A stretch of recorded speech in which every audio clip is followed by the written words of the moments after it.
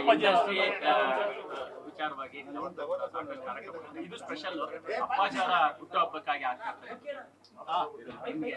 ಈಗ ಅಪ್ಪಾಜಿ ಅದೇ ಯಾಕಂದ್ರೆ ನಮಗೆ health cinema professionally cinema health ಅಂತ ಬಂದಾಗ ಅಪ್ಪಾಜಿ ನಾಡ್ಕೋಬಾರ್ದು. ಸೊ ಅಪ್ಪಾಜಿ ಅವರು ಎಷ್ಟು ಚೆನ್ನಾಗಿ ಹೆಲ್ತ್ನ ಕಾಪಾಡ್ಕೊಂಡು ಬಂದಿದ್ದಾರೆ, ಹೆಲ್ತ್ ಎಷ್ಟು ಮುಖ್ಯ ಅನ್ನೋದನ್ನ ತೋರಿಸಿದ್ರು.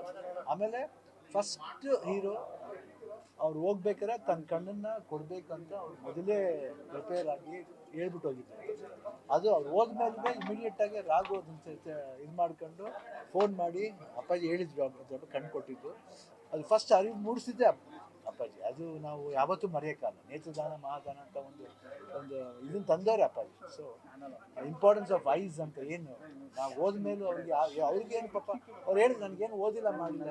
ಅವ್ರು ಡಾಕ್ಟರ್ ಕೇಳಿದ್ರು, ಅವ್ರ ಕಣ್ಣು ಉಪಯೋಗ ಆಗುತ್ತಾ, ನಂದು ಕೊಟ್ಬಿಡ್ತೀನಿ ಬಿಡಿ ಅಣ್ಣ, ಇವಾಗ ತಗೊಳ್ಳೋದ್ರ ನಾನು ಹೋಗಿ ಯಾವಾಗಲೂ ಒಂದ್ಸತಿ ಹೋದ್ಮೇಲೆ ನಮ್ಮ ಕಣ್ಣಲ್ಲಿ ಹೋಗ್ಲಿ ಬಿಡಿ. ಸೊ ಆ ಥರ ಒಂದು ಸ್ಮಾಲ್ ಆಗಿ ಹೇಳಿದ್ದು. ಹೆಲ್ತ್ ವಿಷಯವಾಗಿ ಇರ್ಬೇಕಾದ್ರೆ ಹೆಂಗಿರ್ಬೇಕು, ಹೋದ್ಮೇಲೆ ಏನು ಮಾಡ್ಬೇಕನ್ನೋದು ಒಂದು ಅರಿವು ಮೂಡಿಸಿದ್ದು ಆ ಪ್ರೋಗ್ರಾಮ್ನ ಮಾಡ್ತಾ ಇದ್ದಾರೆ. ಭಾಳ ಖುಷಿಯಾಗುತ್ತೆ. ಅದು ನೆನ್ಸ್ಕೋಬೇಕು. ಇದು ಇವಾಗ ಮರ್ತೋಗ್ಬಿಡೋದಲ್ಲ.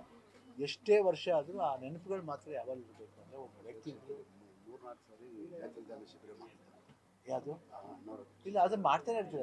ಅದ್ರ ಬಗ್ಗೆ ಹೇಳಂಗೆ ಇಲ್ಲ. ನೇತ್ರದಾನ ರಕ್ತದಾನ ಎಲ್ಲ ಮಾಡೇ ಮಾಡ್ತಾರೆ.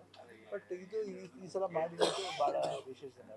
ಒಂದು ಎಲ್ಲರಿಗೂ ಐ ಥಿಂಕ್ 16 ಟೈಪ್ ಏನೋ ತಪಾಸಣೆ ಮಾಡ್ತಾರೆ. ಇದು that's very good. And eye ಇರ್ಬೋದು, ಬ್ಲಡ್ ಇರ್ಬೋದು, health checkup, ECG, everything, heart.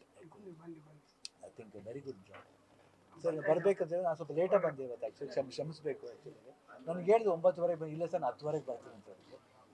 ನಾನು ಫ್ರ್ಯಾಂಕಾಗಿ ಹೇಳಿದೆ ಸರ್, ಇಲ್ಲ 9:30 ಬರೋಕ್ಕೆ 10:30 ಬರ್ತೀನಿ, ದಯವಿಟ್ಟು ಬೇಜಾರು ಮಾಡ್ಕೊಬೇಡಿ.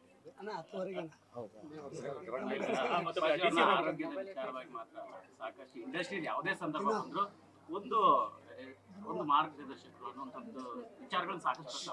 ಈಗಿನ ಇಂಡಸ್ಟ್ರಿ ಪರಿಸ್ಥಿತಿಗೆ ನಿಮ್ಗೆ ಹೆಂಗ್ ಅನ್ಸುತ್ತೆ? ಚೇಂಬರ್ ಅಲ್ಲಿ ಇದ್ದೀರಿ, ಇಲ್ಲ ಆಗುತ್ತೆ. ಏನಾಗುತ್ತೆ, ಒಂದೊಂದು ಟೈಮ್ ಬರುತ್ತೆ, ಆ ಪೇಸ್ ಬರುತ್ತೆ. ಆ ಪೇಸ್ ನಾವು ಫಾಲೋ ಮಾಡಲೇಬೇಕು.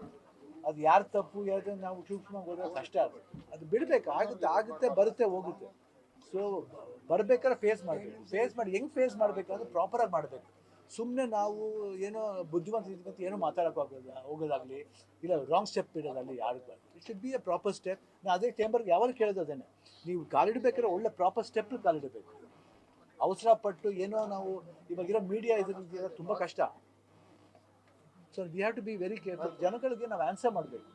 ಏನೇ ಸಮಸ್ಯೆ ಬಂದರೂ ಅದು ಬಂದ್ಬಿಟ್ಟು ನಾವು ಮಾಡ್ತಿದ್ರೆ ಸರಿನಾ ಇಲ್ವಾ ಅಂತ ಯೋಚನೆ ಮಾಡಬೇಕು. ಯಾಕಂದರೆ ಕಲೆ ಅನ್ನೋದು ಬರೀ ಕನ್ನಡ ಸಂಬಂಧಪಟ್ಟಿದ್ದಾರೆ, ಸಿಕ್ಕಾಪಟ್ಟೆ ಭಾಷೆಗಳಿದೆ. ಸೊ ಎಲ್ಲ ಭಾಷೆಗಳನ್ನು ಒಂದ್ಗೂಡಿಸ್ಕೊಂಡು ನಾವು ಮಾಡಬೇಕಾದ್ರೆ ಎಲ್ಲರದ್ದು ಕರ್ತವ್ಯ ಆಗುತ್ತೆ. We have to think about that. And ಏನೇ ಸಮಸ್ಯೆ ಬಂದರೂ ನಾವು ಕೇರ್ಫುಲ್ ಆಗಿ ಮಾಡಿ